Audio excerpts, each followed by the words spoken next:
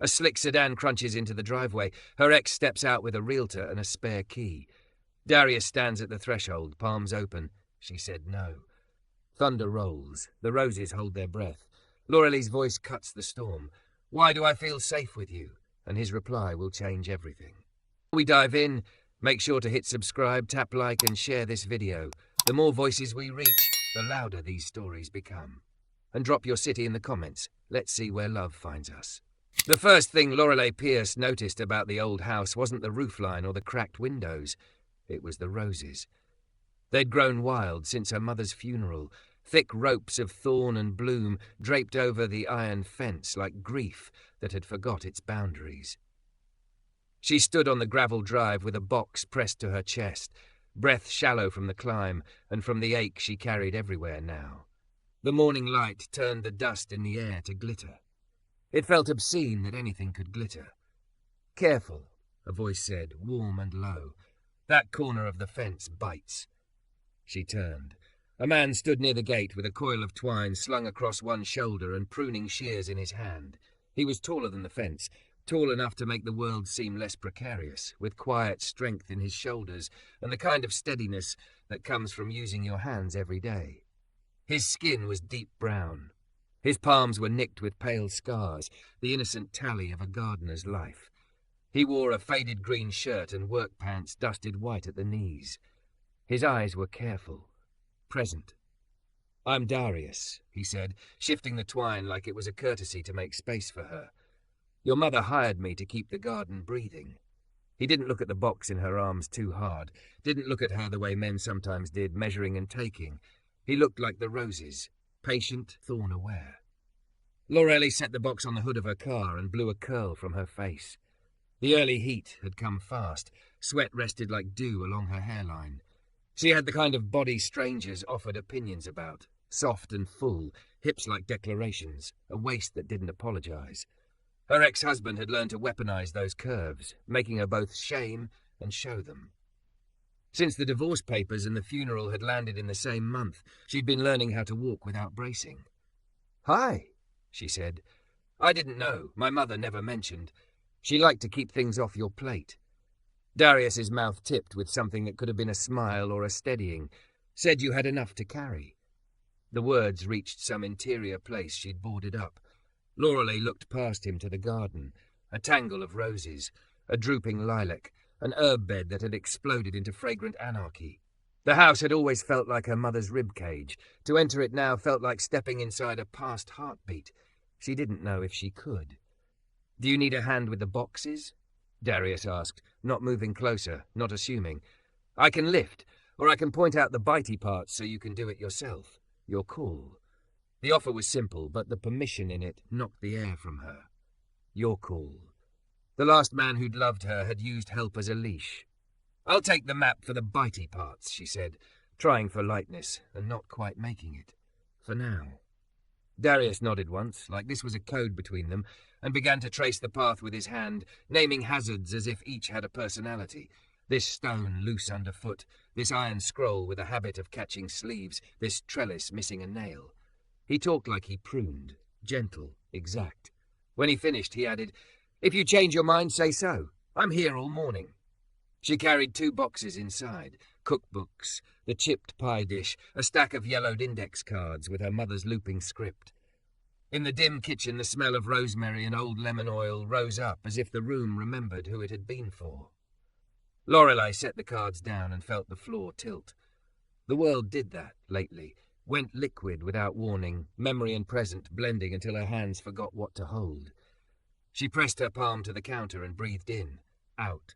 After a minute, maybe 5, she went back outside because the sky felt taller there. Darius had started on the roses. He moved with a patience that made time loosen its fist, cutting with care, tying canes back to the fence with the twine looped at his shoulder. When a thorn snagged his sleeve, he didn't jerk. He paused, freed himself, and kept going, like he knew force only made certain things dig in deeper. What are you doing? Lorelei asked, surprised at the thinness of her voice. Giving them something to lean on so they don't collapse under their own weight, he said. Roses look wild, but they're tender about structure. They'll bloom into the shape you make for them. She laughed without meaning to. So they're needy. He glanced at her, something kind shining there. They're honest. A truck growled on the road. A backfire cracked the air. Lorelei's body answered before her mind could translate. Hands trembled. Heat flashed cold. The gravel swam.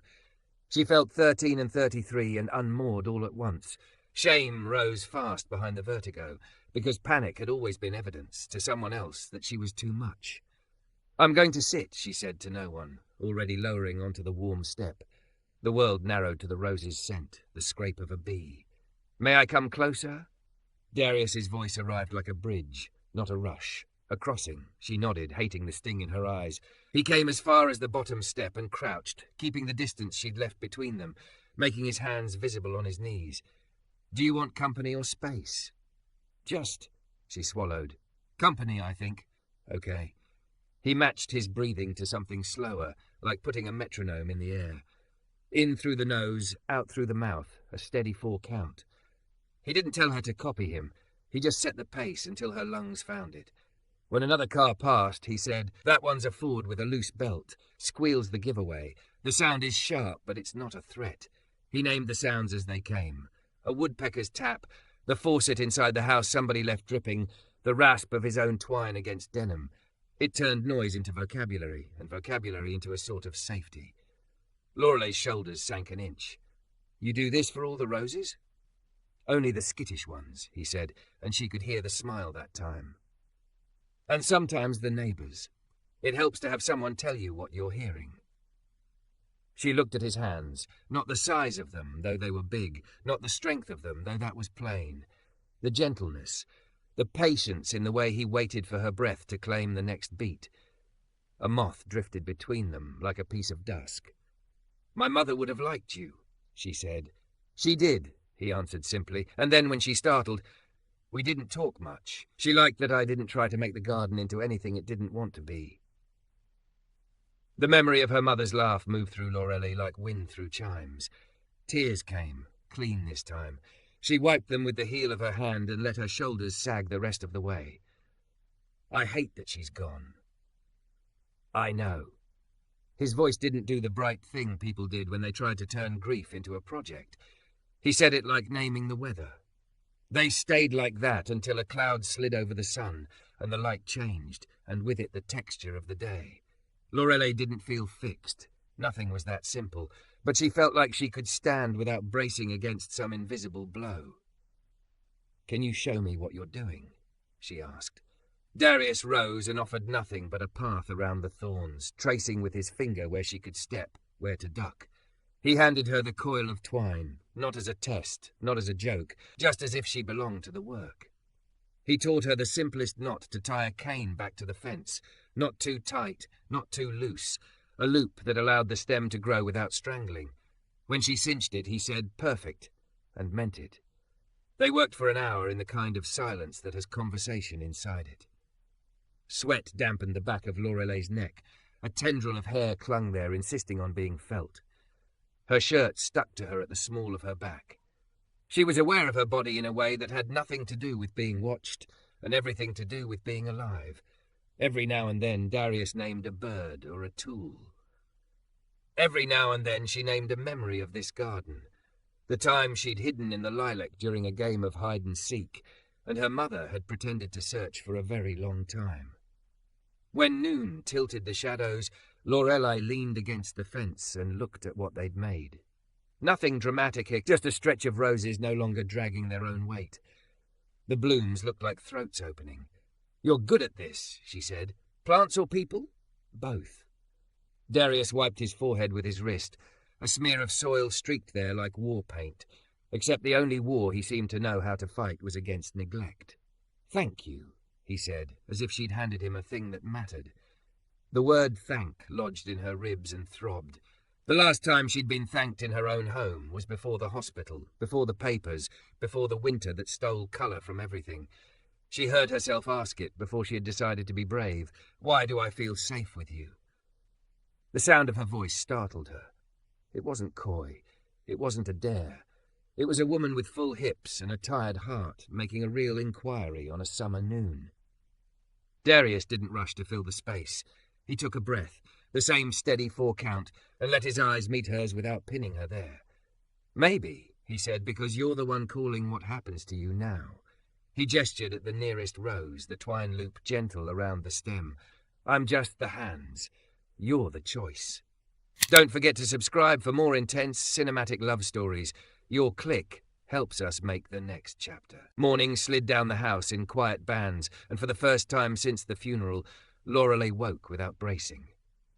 The window over her childhood dresser looked onto the fence, and the section she and Darius had tied up yesterday held like a soft vow. Roses lifted their throats toward the light instead of dragging their weight in the gravel. The sight steadied her. She ran a palm over her hip, a familiar, generous curve, and felt the answer of her own warmth. This body belonged to her. Today, maybe, she would live in it. On the porch, the air smelled like green things breathing. Darius was already there with a stack of narrow cedar slats and a canvas bag of tools. He spotted her, straightened, and tipped his chin in greeting. Hands open, always visible. "Good morning," he said. "I brought scraps to build a simple trellis for the lilac. Only if you want to." "I want to," she said, and meant it. Would you like water? Coffee?" Water would be good. He didn't follow her inside until she waved him in. He paused at the threshold. "Same rules as yesterday," he said softly. "Your call." The kitchen felt different with him in it, and not because a man was there. It felt awake. She filled 2 glasses. He stood just inside the door. No looming, no claiming, hands wrapped around the kind of glass that had survived 100 family breakfasts. She passed him a sprig of rosemary from the riotous jar on the sill without thinking. He rubbed it between his fingers and smiled at the scent. Her phone vibrated across the counter. The name on the screen pulled heat from her hands. Ethan. Of course he'd found a reason to call. The divorce had not taught him how to stop managing what wasn't his. She answered because that was what old versions of her did, and because grief had made her stubborn about pretending to be fine. "Hello." "You're finally at that mausoleum." Ethan's voice had a familiar shape, polished, impatient. "Get the house appraised. Don't drag this out like you do everything else. Remember when you said you'd lose 10 pounds before the gala?" She didn't remember ending the call. She remembered the ringing after, the way shame likes to hum long after its source is gone. Her breath stuttered. "Do you want company?" Darius asked from his square of sunlight, "or privacy?" "Company," she said quickly, surprising herself. "Please stay." "Okay." He named the kitchen sounds like he had named the gardens. The ancient fridge motor kicking on, the tick of the cooling oven, the single drip from the faucet. "We could fix that drip today," he offered. Not as a rescue, but as one small thing the world would let them put right. "Yes." She latched onto that. "Yes, let's fix it." They did. He slid under the sink, asked if it was all right to be in her cabinets, and when he needed her to hold a flashlight, he described exactly where to aim and praised her steadiness like she was more than a pair of hands. The washer was cracked, an easy swap. "Sometimes a quiet life is a 50-cent part," he said, and she laughed, because the truth of it was a relief. Outside, they laid the cedar slats on the grass and made a trellis by eye. 2 verticals, 3 cross pieces, the top one arched just enough to echo the fence's curve. He hammered with a patient rhythm. "Figure 8 ties," he taught her when they set it against the lilac, and gave the youngest branches a place to lean. "Loop, cross, loop. The 8 keeps the stem from rubbing raw. You give it space to move or it will hurt itself trying to grow. You talk about plants like you talk about people," she said. "They teach similar lessons." She wanted to ask about the lessons his life had taught him, but she didn't know if that was hers to ask yet. He saved her from choosing. "My grandmother," he said, eyes on the knot he was tying, "showed me how to stake tomatoes when I was 8. I tied them too tight. They looked perfect, straight, obedient. Then a hot day came and the stems swelled and the ties cut into them like cuffs. She didn't scold. She put my hand on the plant and made me feel the pulse inside the green. 'You can't hurry what's alive, Dee,' she said. 'You can only hold it kindly.'" Lorelei felt her own pulse answer in her wrist, the same small insistence. "I would have liked her," she said. "You'd have been fed twice and sent home with cuttings," he said, a smile ghosting the corner of his mouth. "And opinions. She had those." They broke for lunch on the back steps. Simple food eaten with that particular appetite manual work wakes up. Grilled cheese with rosemary pressed into the bread, sun-warmed cherry tomatoes dusted with salt. More than once, Lorelei caught Darius looking at her, and not at her the way she was used to being seen. His gaze settled on the parts of her other people pretended not to see or tried to shrink for her. Full arms, the generous slope of her hip, and he looked like a man considering a landscape he wanted to learn by heart. When a buttery finger smudge marked her cheekbone, he lifted his hand a few inches, then paused. "May I?" he asked. "Please," she said, her voice lower than she expected. He wiped the smear with the corner of a napkin, not skin on skin, and somehow the restraint was more intimate than anything else. Her breath forgot how to behave. She found his and matched it, steady in on 4, out on 6, until the fluttering in her chest slowed. He saw it. She knew he saw it, and he didn't make it into a thing. He let her be more than her breath. Clouds gathered in the west, purple on their bellies. "We'll get a little thunder," Darius said. "Maybe a quick pour. We can stash the tools in the shed before it hits." They were halfway across the yard when the first crack split the sky. Lorelei's muscles anticipated the old slam of a door, the shout that used to follow, the need to make her big soft body invisible and smaller. Her kneecaps went strange. She stopped. "Thunder," he said, voice low. "Far enough away you count to 6 before the light finds the sound." He lifted his hands, palms out. "I'm going to step close on your right so we can move under the eave. Is that okay?" "Yes," she said, and the word made a bridge. He didn't touch her. He walked beside her like a guardrail she could choose to lean on. They reached the eave as the rain came hard, warm coins scattered from a shaken purse. He propped the shed door with his shoulder while she slid the tools inside. The two of them stood just within the dry lip of shade, inches apart, water drumming a new metronome on the roof. "My mother loved this," Lorelei said, watching the garden drink. "Summer storms. She'd turn off the lights and make me listen. I thought she was making magic. Ethan would always turn the lights back on. He said rain was inconvenient." "Magic is inconvenient," Darius said lightly. "So is growing. So is grief." The last word landed gently, without pity. She looked up at him. A drop at the edge of the eave trembled and fell, darkening his shoulder. She reached to brush it away, then caught herself. "May I?" she asked, learning. "Yes," he said, and closed his eyes like this was better than rain. Her fingers found the wet spot at the seam of his shirt and flicked it away. The heat through the cotton surprised her. How alive warm is when you're close enough to feel it. "You're good at asking," she said. "I wasn't always." He watched the rain. "I used to think love was a thing you proved by guessing right. Now I think love is asking even when you think you know the answer. Especially then." "Who taught you that?" she asked. "Losing a few things I thought I could keep," he said without self-pity. "And a man I worked for once who got quiet when he needed something instead of loud. He made respect look like a skill, not a gamble." The storm softened to a steady patter.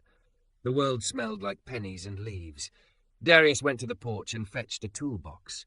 "You mentioned the back door sticks," he said, matter of fact. "Do you want to sand it? Sometimes doors swell in the rain. Sometimes they're just swollen from being made to fit what they don't." She laughed, a little broken sound, and nodded. He set the toolbox on the kitchen floor and asked permission again with his eyes before he knelt. Was it all right to kneel on her grandmother's braided rug? Yes, and planed the door's swollen edge in patient passes. Shavings curled like butter peels. He had a way of making work both precise and soft. When he was done, the door swung cleanly on its hinges. He stepped back, palms up like a magician, showing his sleeves. "Try," he said. She opened and closed the door 3 times, just to watch it be gentle. Something in her chest echoed the motion. When dusk came early because of the storm, she set a lamp on the counter and put on a kettle like a person who had a right to make tea in her own kitchen. Darius wrote a list on the back of an envelope. Trellis for the west roses, replace 2 missing fence nails, compost turn, call the locksmith if she wanted a new deadbolt. He slid the envelope across the table to her. Not a command, a map. She pressed her thumb to the paper's edge. "Would you?" She swallowed. The old fear of being too much still scratched at the door. "Would you stay a little? Just while the rain lingers." "I can," he said. "Do you want me at the table or the doorway?" "The doorway." The word surprised her, then made perfect sense. "I like seeing you there. It makes the house feel like it can breathe." He took his seat at the threshold, one foot in the kitchen, one in the hall, guardian of both. He told her about the community plot he kept near the river, okras that looked like tiny lanterns, a child who named the scarecrow Mrs. Confidence. She told him about the way her mother's laughter had lived in the corners of rooms long after she left them, and how quiet the corners had been lately. The rain thinned to a hush. The roses, newly tied, held their shape in the dusk. Lorelei made 2 cups of tea, herbal, heavy with honey, and brought one to the doorway. "Thank you for being steady," she said. He accepted the cup with both hands. "Thank you for asking for what you need." When she grew drowsy, she didn't fight it. She slid down the wall until she sat on the floor beside him, her shoulder near his knee, not touching, the space between them a choice instead of a rule. The house hummed a low note like a body finally releasing a breath it had stored for years. She didn't mean to speak aloud, but the words came anyway, the same shape as yesterday and deeper now, anchored in a place that didn't tremble. "Why do I feel safe with you?" Darius looked at the curve of her shoulder, at the door that swung easy now, at the roses outside, remembering how to lift their faces. "Because you're safe with you," he said. "I'm just here long enough for you to hear it." By the 3rd morning, the house had a rhythm again. The faucet no longer ticked its complaint. The back door swung easy. The lilac stood on its new trellis with shy confidence, and the roses lifted, looped, given room, held their faces to the light like a choir that finally knew its part. Lorelei woke with her cheek on the cool of her forearm, sunlight stripe across her shoulder. She lay there a moment, feeling the weight and warmth of her own body without flinching. The habit of apology twitched, and then, like a muscle deciding not to spasm, stilled.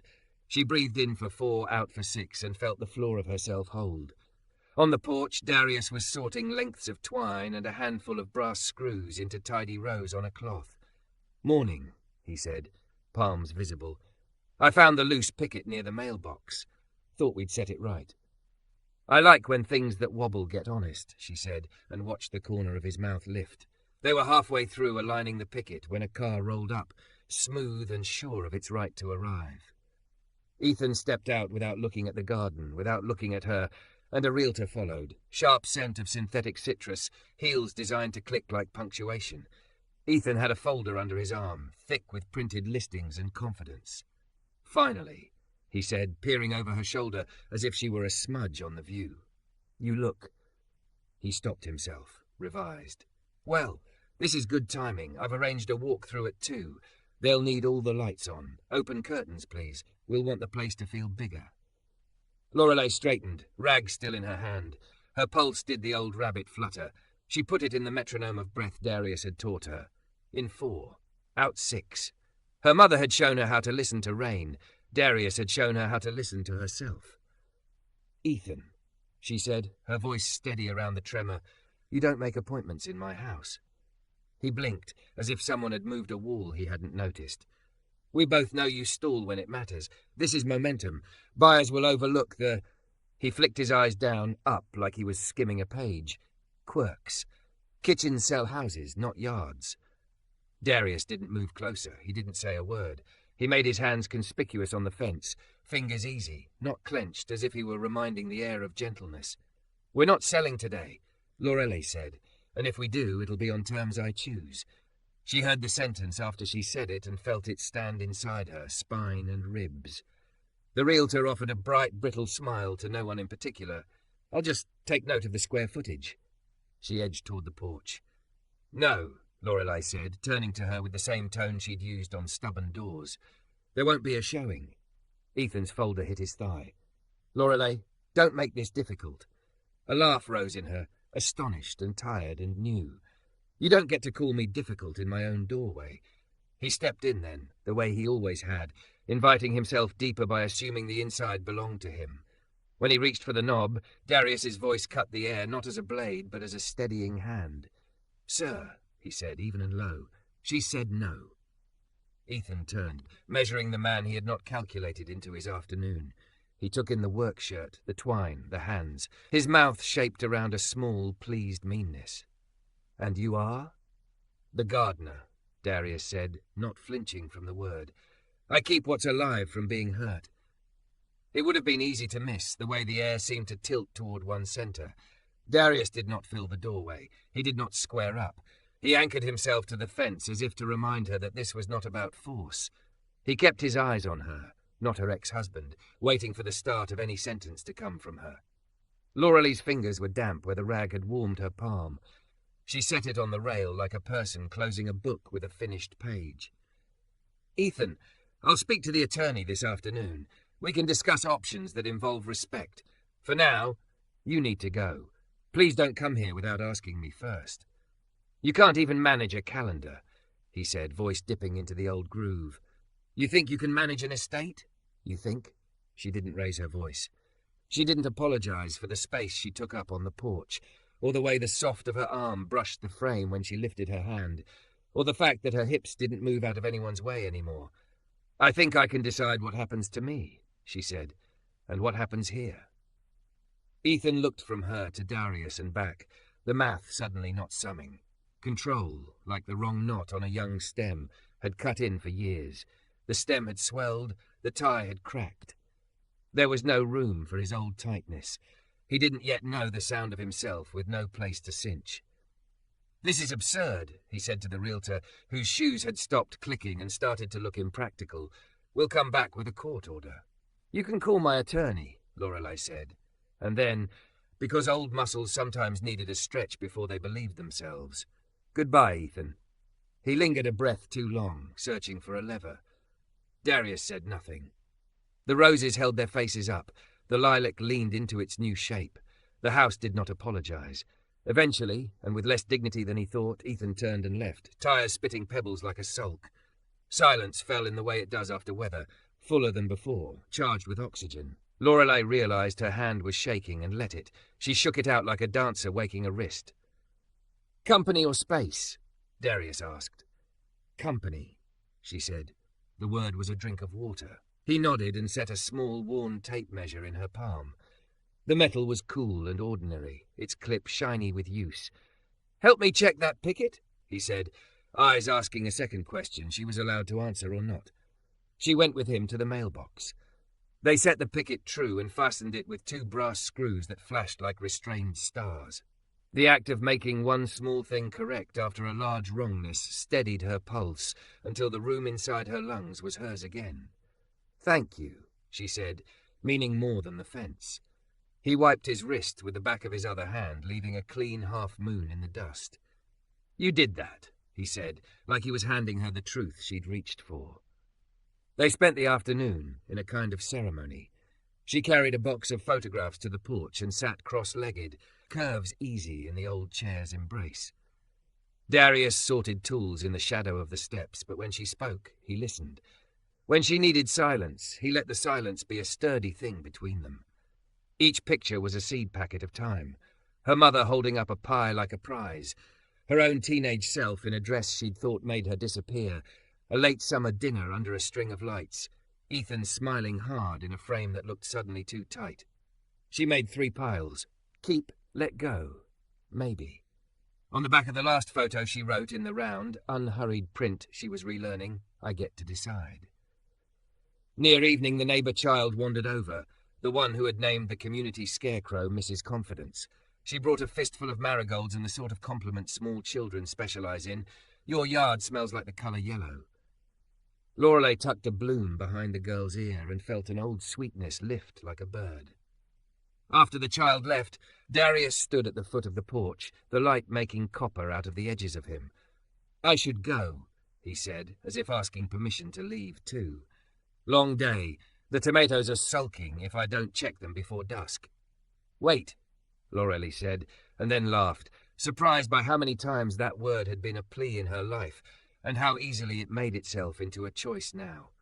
"I mean, would you stay for 1 more minute? There's something I want to say before the light goes." He stayed.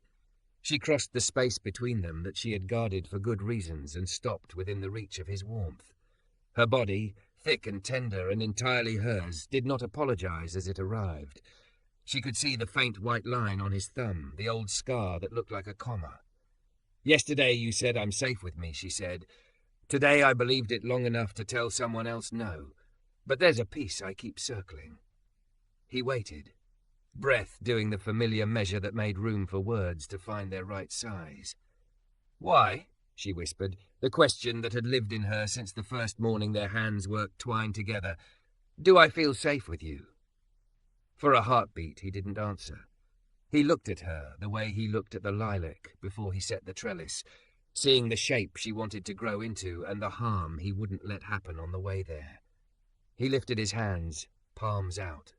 "May I answer with a touch?" he asked. "Yes," she said, pulse a warm, steady drum. He didn't take her waist the way men had taken it before, as a handle, a claim. He placed one hand in the air beside her and waited until she tipped her own weight toward it. When she did, he set his palm at the curve above her hip where strength gathers. With the other, he touched 2 fingers lightly to the inside of his wrist, like a vow. His voice came low and plain. "Because with me," he said, "your no will always be louder than my want. Because I will keep my hands open and I will ask, even when I think I know. Because I will help build the shape you choose to live in, and I will never tie you so tight you can't grow." Something in her life, old, clenched, let go then, not with a snap but with a sigh. She heard her mother's laughter in the corners again. She heard rain on a summer roof. She heard her own breath and knew it by name. "May I kiss you?" she asked, because love, she was learning, moved best through doors that asked before they opened. "Yes," he said, wonder steadying the word. When their mouths met, it wasn't the crash of weather she used to mistake for feeling. It was a door planed true at last, the clean swing of yes on well-set hinges. She felt the heat of him, the restraint that made heat sweeter, the way his hand didn't tighten where the curve of her met his palm unless she pressed for it. And when she did, he matched her. In 4, out 6. The metronome they'd built together carrying even this. They stood like that until the porch light flicked on of its own habit, and then they stood another minute, just to prove no habit had the last word. When they parted, they didn't step away as if the moment were a cliff. They shifted like people who understood porches and trellises and time. "Tomorrow," Darius said, eyes bright in the new light, "we could turn the compost." "Tomorrow," Lorelei said, smiling with the deep parts of her face, "we could call the locksmith, and pick blackberries, and write to the attorney, and—" she looked at the roses holding themselves with room around their throats, "we could teach Mrs. Confidence a better hat." He laughed, and the sound threaded itself through the evening like music someone will hum for years. When he left, he didn't take her steadiness with him. He left handprints on the day where respect had been, where choice had set and dried like honest mortar. Lorelei stood in her doorway, and watched the night come in. She would keep what held. She would let go of what cinched. She would grow where there was room. She closed the door, and it swung quiet on its hinge. The house breathed. So did she.